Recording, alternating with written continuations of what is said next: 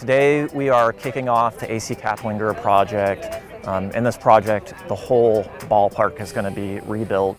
This project will, at its end, deliver 10 new fields with artificial turf, natural turf outfields, new fencing, backstops, all the amenities that you expect in a high-quality, tournament-ready facility.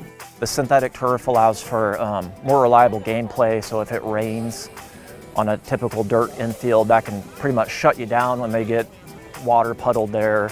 But with synthetic turf, as soon as the rain's over, usually you can just get back out and start playing again. So for somebody traveling from out of town, that's a huge attraction that you know you're going to be able to play. The parking lots are going to be expanded on the east side. On the west side, they're going to be relayed out to add more parking. There'll also be better lighting for safety and some trees in the parking lot with islands to beautify and provide shade in the parking lots. This has been a gem for the city, and people, as I like to say, move to Edmond because we're a community of choice.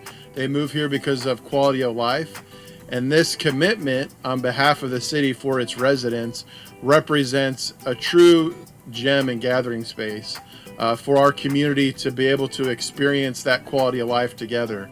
Thanks for Crosslands for being here with us and going to be with us for the entire project.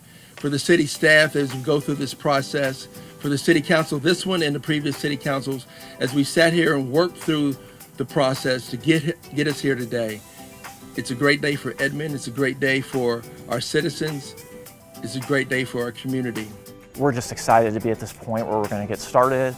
And I'm sure there's going to be a few surprises along the way in construction as these type of projects go. But we'll get there. We'll have a ribbon cutting, a first pitch. It's going to be awesome. And just hearing parents cheering for their kids and the sound of the bat hitting the ball, it's going to be incredible.